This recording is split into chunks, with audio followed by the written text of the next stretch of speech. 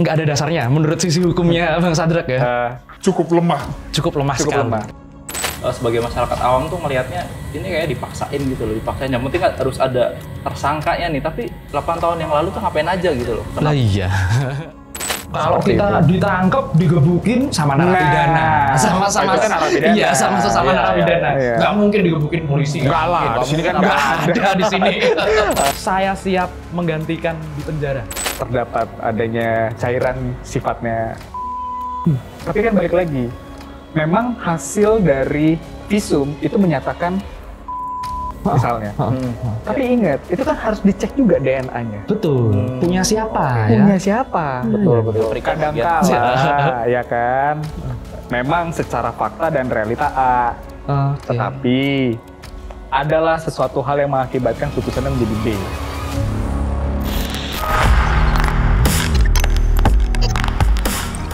Kisah dunia lain.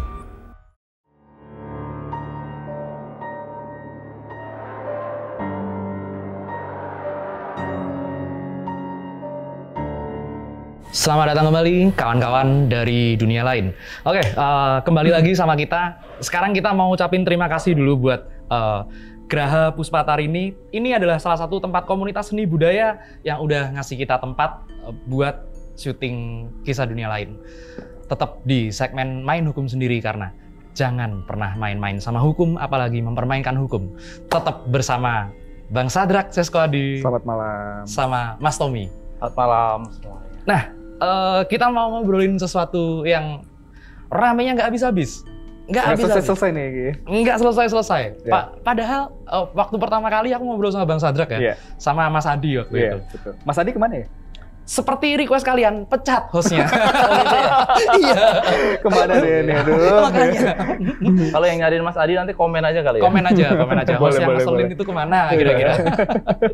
Nah, sesuai sama prediksi kita Bang Sadrak. Iya. Jadi Mas Tommy, kita ini waktu pertama kali bahas kasusnya Vina, aku nggak percaya adanya DPO. Ya boleh dong nggak percaya kan. Betul. Aku nggak percaya kasusnya yang ini, yang itu, segala macem. Nah sekarang kan kejadiannya seperti ini. Akhirnya si Peggy yang kemarin ketangkep, DPO 1 yang ketangkep itu ternyata di pra-peradilan ya. Pra-peradilan diputuskan tidak memenuhi syarat untuk dilanjutkan. Ditetapkan sebagai tersangka. Tidak memenuhi syarat buat itu kan. Nggak tahu lah, ini kurang-kurangnya bukti atau kurangnya apa. Aku mau bahas itu dikit dulu. Kalau menurut Bang Sadrak nih, sidang pra-peradilan, apa yang bisa mengakibatkan Peggy ini lolos sebenarnya? Sebenarnya simpel, karena kan kalau kita berbicara hukum itu kan adalah logika ya. Logika hukum bahasanya kan seperti itu. Dimana kalau kita perhatikan memang dari alat bukti, keterangan saksi itu tidak mengarahkan bahwa seorang Peggy itu adalah sebagai seorang pelaku atas meninggalnya Vina sama Egy. Egy. Nah, itu gambaran kemarin proses pra-peradilan yang diajukan oleh kuasa hukumnya. Kuasa hukum dari Egy. Begitu. Berarti seru banget sih sebenarnya kemarin. Banyak pihak yang akhirnya keluar. Mas Tommy ngikutin kan ini? Sejujurnya gue sendiri ngikutin tuh sebelum kasus ini viral. Jadi dulu tuh kan sempet rame ya, di Instagram, di TikTok, Twitter. Iya, kalau di Twitter dulu justru ada rekaman suara yang katanya si arwahnya Vina itu justru gue udah nonton itu di Twitter sebelum viral, sebelum dibikin film juga. Kan kasusnya udah lama banget ya, 2016 ya, udah lama banget. Jadi pas kasusnya ini diangkat lagi nih, kayak nge-recall lagi, kayaknya ini kasus yang dulu pernah gue ikutin gitu loh. Dan ini termasuk unik juga ya, kasus kayak gitu. Kayaknya nggak tahu juga sih. Kayaknya ini salah satu-satunya kasus ya yang di Indonesia mungkin ya, yang kasusnya tuh dipecahin atau disolving sama arwah penasaran gitu loh. Nggak tahu, ini kayak logiknya tuh kayak sebenarnya kayak nggak masuk akal gitu ya. Cuma dan di Indonesia kan emang kita masih sangat kuat dengan benar dengan mistis gitu loh. Iya. Cuman aku sebagai praktisi perdukunan lah, kita sebutnya perdukunan lah. Kan kita udah bahas itu, aku nggak percaya ini nggak kesurupan ini sama sekali, nggak kesurupan. Aku bilang seperti itu. Cuman oke lah, kita tinggalkan itu. Akhirnya sekarang masyarakat terpecah jadi banyak kubu nih. Ini kita sebagai masyarakat dulu. Aku nggak mau ambil sisi hukumnya Bang Sadrak dulu. Ada sisi yang pro, ada sisi yang kontra. Di sisi yang pro ini pun ada dua macam. Ada yang percaya ini konspirasi, bandar narkoboy, lain sebagainya, kasus ruwet, atau kasus ternyata simpel, ternyata bukan pembunuhan, tapi ternyata cuma kecelakaan. Kalau aku sendiri dari awal aku percaya yang itu kan memang.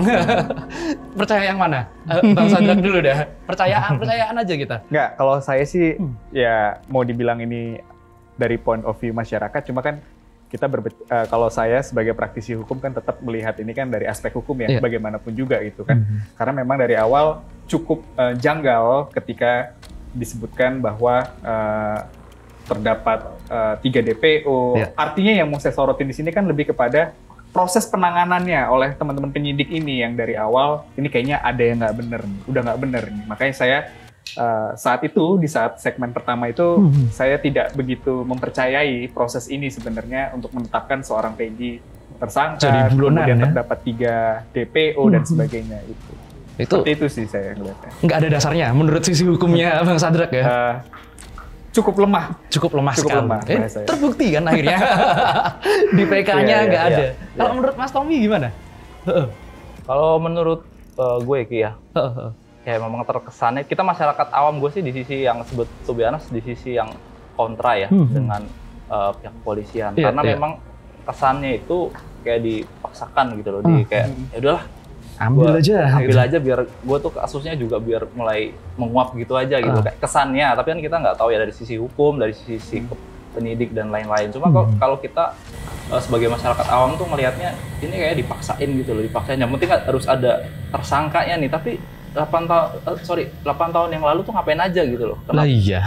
Kan di Indonesia tuh kayak gitu loh, seringnya tuh ya viral dulu, baru diangkat, baru diusut tuntas, nunggu viral dulu gitu. No viral, no justice katanya. Betul. Katanya. Bukan katanya, memang benar. Memang benar gitu. Kalau gue sih lebih gue lebih ke memposisikan diri gue, misalkan amit-amitnya ya, kasusnya si Vina ataupun keluarganya itu terjadi di keluarga kita juga pasti kesel dong gitu loh. Iya, pasti kesel lah. Kesel dong, ini kasus tuh lama banget, udah 8 tahunan gitu loh. Kemarin kemana aja gitu loh. Kalau kita di posisi si Vina ya. Iya. Gitu dari loh. keluarga. Dari pihak keluarga, dari aspek keluarga gitu loh. Sekarang ada yang lebih kesel lagi ternyata. Netizen. Banyak yang kesel pasti nungguin kemunculannya bapaknya almarhum Eki. Iya. Nah itu jadi tanda tanya besar, tanda tanya besar banget. Apa tanda tanyanya dari sisi masyarakat? Kan kalau dari gue pribadi ya, kan katanya bapaknya si almarhum Eki ini kan polisi ya? Polisi. Itu sekarang. Itu kan. Iya. Sebenarnya kalau polisi itu ya dia ada privilege untuk membuka kasus ibaratnya gitu lah. Ayo dorong pihak kepolisian buat diungkap gitu loh. Iya. Orang tua mana yang anaknya meninggal terus pasrah gitu aja. Ini tanda tanya besar gitu sebenarnya ya. Justru ini sekarang yang patut diduga dan dipertanyakan oleh masyarakat. Karena Ibtu Rudiana sekarang lagi nggak tahu kemana. Udah ada banyak kan kemunculan advokat-advokat yang akhirnya ngebantu dia. Cuman kalau dulu dia seantusias itu sampai melakukan penyelidikan sendiri, mengambil 8 orang tersangka. Mengambil 8 orang tersangka dan sekarang nggak ada. Menghilang kan? Iya kan, nggak muncul ke publik kan? Benar. Tapi ada yang sangat menarik sekali. Mungkin itu sengaja kali ya? Sengaja karena? Ya mungkin karena berbau institusi. Itu loh maksud. Iya. Serius. Bisa jadi ya. Aku takutnya gini Bang. Kan biasanya kalau anggota kepolisian ataupun TNI itu kan ada polisinya sendiri ya. Betul. Propam, provos segala macam. Ataupun kalau mereka ada masalah hukum, biasanya kan dibantu oleh institusi ya. Betul. Nah ini kenapa banyak advokat publik yang kemudian muncul speak up membela. Iya. Kalau saya sih mungkin melihatnya kepada ada 2 sih. Satu mungkin secara inisiatif teman-teman advokat ini mau mencoba untuk membantu posisinya Pak Rudiana. Ya kan. Kemudian tapi ada juga saya melihat satu kondisi, mohon maaf, mungkin mau ikut rame. Oke, cari ini ya. Cari-cari. Arahnya ke sana ya, mungkin karena ini dapat expose cukup besar dari masyarakat. Nah, beberapa advokat ini mungkin berbondong-bondong pengen apa ya namanya? Bahasa kinnya pansos lah ya. Pansos. Ya, kurang lebih seperti itu.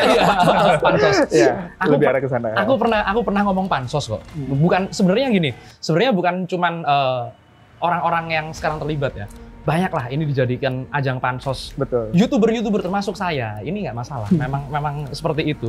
Tapi kalau aku kalau aku telaah lagi akhirnya si Pak Rudiana ini dikontra atas kemunculan saksi utama. Dulu kita sempat bahas di episode yang ini, biar editornya repot. Ya. Ada namanya Aep dan Dede. Sebelum orang-orang nyebut, aku udah nyebut. Sama Liga Akbar. Sebelum orang-orang nyebut, aku udah sebut itu. Ada dua saksi nih, Aep sama Deden namanya. Si Dede ini akhirnya bilang kalau dia dalam kesaksiannya BAP itu diarahkan, dibantu, diarahkan. Udah dua orang yang nyebut, Liga Akbar sama Dede ini. Dede. Dan ini nggak main-main. Dia menyatakan saya siap menggantikan di penjara. Mau loh dia di penjara. Ya. Itu kira-kira gimana? Ada efeknya nggak pengakuannya si Dede ini? Ini ya kalau saya sih mungkin melihat ini agak sedikit settingan kali ya jatuhnya. Iya. Settingan. Dimana kan sebenarnya di satu sisi mungkin selain orang tuanya Eki sebagai anggota kepolisian juga, kemudian kan harus citranya teman-teman kepolisian ini kan harus bisa mengungkap. Jadi memang kesannya itu ya itu tadi agak dipaksakan di setting dan sebagainya. Arahnya mungkin lebih ke sana. Memaksakan ininya ya, memaksakan kasusnya begitu. Wah, tapi berarti sempat terjadi nggak, Bang Sadrak, di Indonesia ini di balik layar ya? Ada nggak kasus-kasus yang dipaksakan gitu? Banyak. Waduh. Ya mungkin itu bisa ditanyakan ke teman-teman kepolisian lah. Karena memang praktek-praktek itu hingga saat ini pun memang aku duga sih memang masih ada ya. Masih terjadi. Kayaknya itu di Konoha lah. Kalau di Indonesia enggak kali ya. Iya. Kalau di Konoha masih banyak. Kalau Indonesia enggak ada. Indonesia ini negara beres, tenang aja. Afrika bagian mana gitu kali. Iya. Benar. Iya. Itu yang paling aku pertanyakan lah sekarang. Tapi satu lagi, apa tuh? Bang Sadrak. Jadi kan terakhir kemarin tuh kan si Peggy alias Peron ini kan yang diduga ini kan udah bebas, udah mulai interview juga di TV lah, TV nasional. Dapat motor lagi dia. Motor kan, jadi host juga kan kemarin. Ya. Nah, sekarang jadi tanda tanya katanya saksi yang meringankan si Peggy, yang mengetahui bahwa si Peggy itu nggak di lokasi itu menghilang loh sekarang. Hilang, si Aep hilang kan? Si Aep hilang. Nah itu tanda tanya juga Ki. Itu dia. Jadi sangat terlalu banyak ini ya pertanyaan dalam perkara ini. Betul, ruwet banget gitu loh. Iya, makanya akhirnya kan gara-gara ruwetnya seperti ini, akhirnya salah satu terpidana yang sekarang udah bebas, si Saka Tatal ini mengajukan PK. Peninjauan kembali atas kasusnya. Dia merasa ingin membersihkan nama baiknya. Pokoknya dia nggak mau lah disangkut-sangkutkan sama pembunuhan. Kasus pembunuhan ini. Tapi kan artinya kan dia sudah divonis kemarin kan? Sudah divonis. Dan sekarang statusnya bebas bersyarat ya? Kayaknya udah bebas beneran. Cuman pemotongan masa hukuman. Bisa nggak sih Bang PK lagi dia sebenarnya? PK lagi kan sebenarnya yang saya tahu itu kan lebih kepada seseorang yang memang dia divonis bersalah. Kemudian dia masih menjalani proses hukuman, baru dia bisa mengajukan PK. Tapi kalau sudah statusnya bebas ini kan mungkin bukan PK kali ya, tapi mungkin pengajuan untuk membersihkan nama dia kali ya. Apa itu proses hukumnya? Ya, artinya dia mengajukan tuntutan ataupun gugatan sifatnya kepada negara yang dimana dia pengen nama dia ini dibersihkan gitu. Seperti itu sih. Biar ini ya, biar bisa dapat SKCK lah. SKCK. Ya, katanya kalau di salah satu negara, kita kan harus ngurus SKCK. Tapi ngurusnya kelakuannya di negara di negara Wakanda. Di sini mah nggak ada ya. Iya, Di sini di lokasi ini nggak ada. Nggak ada. Kalau di Indonesia nggak ada. Beres kok Indonesia. Aduh. Tapi aku mau nanya ke Bang Sadrak. Biar ini ya. Ini agak ngeri ya dia. Iya. Nah, Ki, gue mau nanya ke Bang Sadrak deh. Gue kan sering banget nonton ya tayangan-tayangan true crime, CSI dan lain-lain. Kasus-kasus di luar lah ya, di luar negeri. Kalau yang sering gue lihat, gue baca itu di luar tuh kalau kejadian salah tangkap, misalkan ternyata dia udah puluhan tahun di penjara, ternyata dia nggak bersalah gitu lah. Nah, itu biasanya tuh kompensasinya itu kan gede banget, bisa sampai MM-an. Oh ya? Sama MM-an? Iya, Ki. Jadi kalau di rupiahin tuh, di convert ke rupiah tuh, gue sampai niat, dia kompensasi berapa, gue hitung ke rupiah kan. Sampai MM-an gitu loh. Jadi kayak kalau di Indonesia gue nggak pernah denger kayak kompensasinya tuh segede itu. Nggak tahu, mungkin Bang Sadrak udah pernah ngalamin nggak kasus kayak gitu? Iya, jadi kalau kita berbicara mengenai proses salah tangkap gitu ya, itu memang sudah diatur di dalam peraturan pemerintah sendiri, itu di nomor 9 tahun 2015. Nah, cuma ini ada perbedaannya di mana kalau di luar negeri kan mungkin sangat menghargai yang namanya human right ya. Nah, tapi kalau di sini tuh kayaknya agak kurang, di mana di sini tuh dibagi menjadi 3 tahapan. 3 tahapan? Untuk ganti rugi. Oh, ganti ruginya. Ganti rugi untuk salah tangkap. Ada yang sifatnya hanya cacat fisik ya, yang kurang mengakibatkan fisiknya cacat lagi, dilukai secara fisik lah ya. Betul. Kemudian ada yang sampai tingkat middle-nya itu sampai cacatnya itu yang nggak terlalu parah, atau yang bahkan sampai meninggal dunia. Waduh. Nah, tapi nilainya itu juga yang nggak sangkat, mungkin berbeda dengan negara luar ya. Perbandingannya. Nilainya Bang? Nilainya? Nah, kalau salah itu range-nya itu mungkin cuma sekitar 25 juta ya. Oh ya? Iya, untuk yang cuma cacat fisik ringan gitu ya. Sorry, bukan 25 juta. 100 sampai 500 juta gitu. Nanti naik lagi tuh kalau yang di tingkat middle-nya tuh 500 sampai berapa gitu. Tapi itu juga nanti kan mengikuti proses pengadilan sih. Kalau kita ditangkap, digebukin sama narapidana. Sama-sama narapidana. Iya, sama-sama narapidana. Nggak mungkin digebukin polisi. Nggak lah, di sini kan nggak ada di sini. Tapi itu juga ada ketentuannya di mana itu maksimal pengajuan untuk pengajuan untuk ganti rugi itu juga ada maksimalnya. Itu maksimal paling lama tuh 3 bulan setelah putusan itu inkrah atau sudah resmi gitu. Setelah itu ya sudah nggak bisa mengajukan lagi. Setelah putusan salah tangkap nih ternyata. Lewat 3 bulan zong berarti. Waduh. Nah, berarti yang berhak menentukan nominalnya itu berarti si hakimnya berarti ya? Betul, dan itu harus diajukan oleh kuasa hukum atau pengacara dari si terpidananya atau tersangkanya. Begitu. Ini ngomong-ngomong kan terpidananya kasus Vina ini vonisnya kan seumur hidup, 340. Udah ditahan 8 tahun lah kurang lebih, ada yang udah lepas. Nah, kemarin ada temennya Bang Sadrak ini, Bang Farhad Abbas. Nanti mungkin dia juga kesini, nanti ada videonya juga kok. Dia bilang ini kasusnya bukan pembunuhan ternyata. Namun kecelakaan tunggal. Kecelakaan tunggal. Iya. Bukan hanya Bang Farhad, tapi si Pak Susno Duaji. Malah Pak Susno bilangnya ekstrim. 10 juta kalau ada yang bisa ngebuktiin ini pembunuhan. Dikasih sama Pak Susno. Wow. Ini kan mantan Kabar Eskrim. Polda yang ngurusin kan Polda Jabar juga. Betul. Mantannya beliau juga. Komentar dong. Ini gimana ya? Aduh, ini agak sensitif ya kalau kita berkomentar. Ya, tahu dong. Kan dari awal kan kemarin kita sudah singgung ya, Mas Romi sama Ki Atmo. Memang dari awal kita sudah sangat meragukan sekali proses penanganan kasus ini yang dilakukan oleh teman-teman dari Polda Jawa Barat ya. Ya, jadi ya memang ya itu dia. Begitulah faktanya dan realitanya. Iya. Tapi menarik sih, tapi kalau katanya Pak Susno Duaji itu kecelakaan tunggal ya, katanya.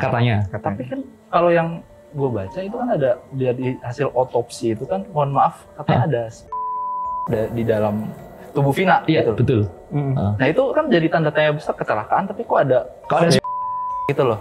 Pertanyaannya adalah dia habis dari mana? Kira-kira dia jalan sama siapa dan dari mana? Dan itu malam hari. Sebenarnya begini, aku sedikit nimpalin ya. Memang kalau misalnya kita melakukan visum, khususnya untuk di area wanita misalnya, terdapat adanya cairan sifatnya. Tapi kan balik lagi, memang hasil dari visum itu menyatakan misalnya. Tapi ingat, itu kan harus dicek juga DNA-nya. Betul. Punya siapa? Punya siapa? Betul. Dan itu ini kan asumsi ya, kita kan masih berasumsi semua di sini. Artinya itu nggak dicek ya, yang hasil. Enggak. Saya nggak berani bilang. Nggak dicek. Karena nggak ada di tuntutannya, nggak ada. Tidak ada. Nah, kita jadi dapat insight juga dari Bang Sadrak dan bisa mengedukasi penonton kita juga kan. Pasti kan harus itu. Bilang gue juga baru dengar nih, ini harus dibuktikan lagi kan. Betul. Itu sperma siapa gitu. Karena memang hasil visum tuh misalnya kalau kayak Bang Tommy dipukul begitu kan. Pasti hasil visum itu akan menunjukkan bahwa ini luka adalah luka memar, tetapi tidak bisa menunjukkan bahwa siapa pelaku pemukulan tersebut. Berarti kan harus ada yang namanya bukti pendukung. Apakah itu CCTV, apakah itu saksi atau bagaimana? Gitu. Saksinya kabur, hilang kok si Aep. Iya, aneh. Iya, saksinya hilang. Sebenarnya itu juga hasil-hasil visum yang pertama kali aku lihat ya. Aku lihat secara ilmu psikologis lah. Aku bilang secara ilmu psikologis. NLP, gerak-geriknya segala macam. Waktu pertama kali aku lihat si Saka Tatal yang sekarang lagi sidang ini, itu aku lihat ini anak dendam ini. Ini anak ada perasaan dendamnya. Dendam karena kayaknya dia dendamnya ini sepele karena dituduh sesuatu yang enggak. Tapi kenapa senekat itu pun kita nggak tahu ya. Biar dibuktikan sama proses hukum. Kemudian aku sempet nih, waktu itu Mas Tommy belum tahu ya. Pas waktu kita mau bahas Vina, ini Bang Sadrak, ini kan gini. Nggak ada luka tusukan segala macam, adanya luka tajam, benda tajam, bukan luka tusukan dan segala macam. Luka trauma tajam itu kan macam-macam. Iya, trauma. Artinya itu bukan artinya itu suatu benda yang menyebabkan kematian. Bahasanya kan seperti itu. Betul. Trauma tajam bisa aja keseret. Betul. Ini salah satu buktinya juga. Nanti aku mau ngobrol itu lebih dalam lah. Tapi kemungkinan yang sekarang nih, Bang. Kemungkinan yang sekarang.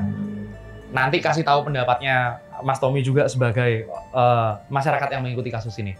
Ini kan kasusnya sekarang lagi goncang kalau aku bilang. Nggak dalam konstruksi kasus yang aslinya. Mau bagaimana ini kira-kira? Kira-kira aja nih kira-kira. Apakah akan bebas terpidana ini? Atau tetap masuk? Atau mungkin kasusnya berubah, bukan lagi kasus pembunuhan, atau mungkin pembunuhan tapi bukan orang yang itu, atau gimana? Oke, kalau kita bicara konstruksinya ini nanti justru teman-teman kuasa hukum dari 7 apa 8 ya?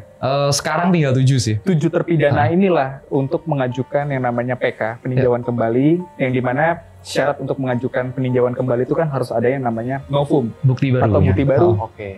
Apakah memang bukti baru nanti yang akan disajikan oleh teman-teman kuasa hukum ini nanti dapat bisa memvonis bebas dari 7 terpidana yang sudah menjalani hukuman? Itu gambarannya sih. Kalau bukti baru nih, kira-kira yang kuat seperti apa Bang bukti barunya?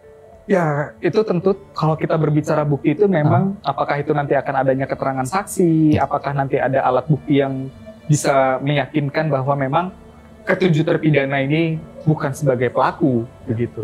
Nanti itu karena saya nggak begitu, saya bukan dalam tim kuasa hukumnya mereka, jadi sehingga saya nggak bisa menyampaikan secara detail apakah novum yang akan mereka sajikan untuk bisa mengajukan proses PK kepada 7 terpidana itu sih. Tapi bukan kuasa hukumnya Pak Rudiana kan?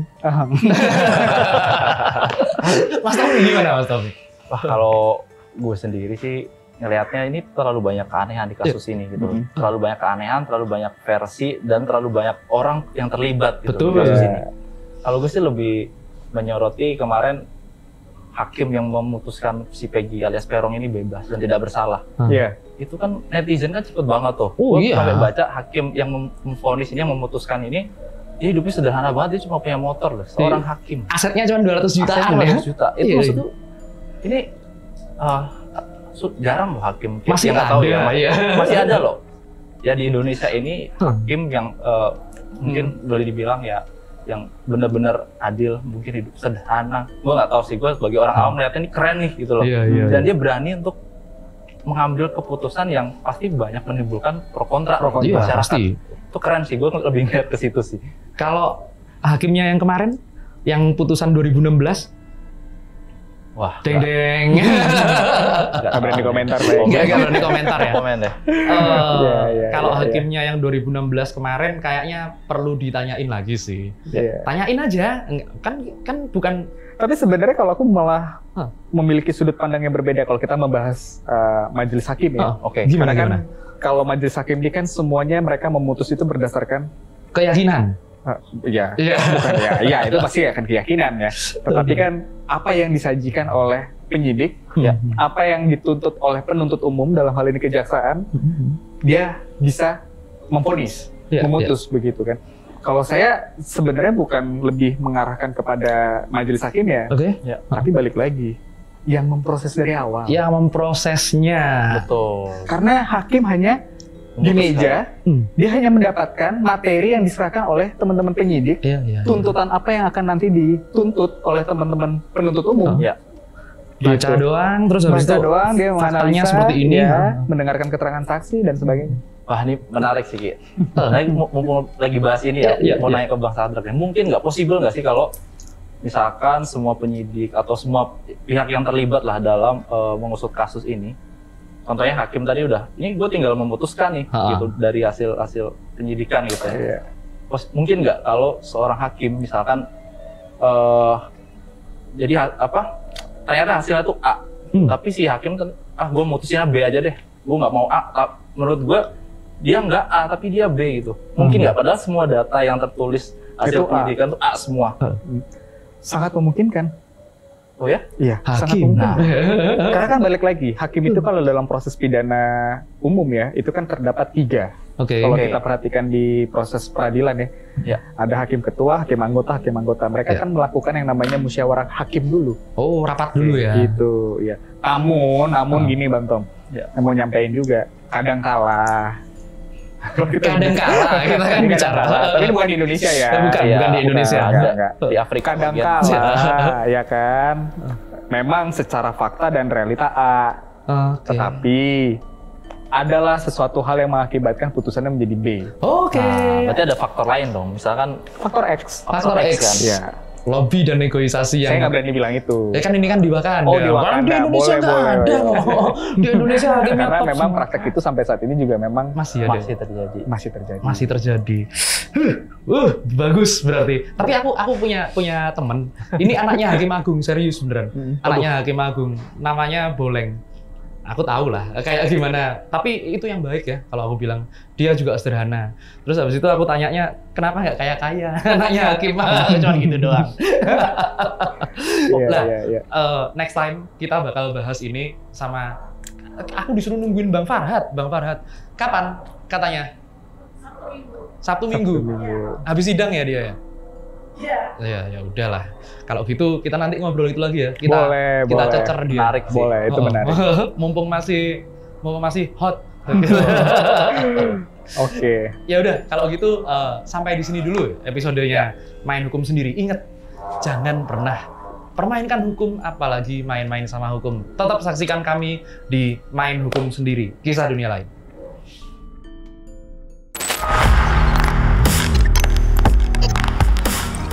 Kisah Dunia Lain.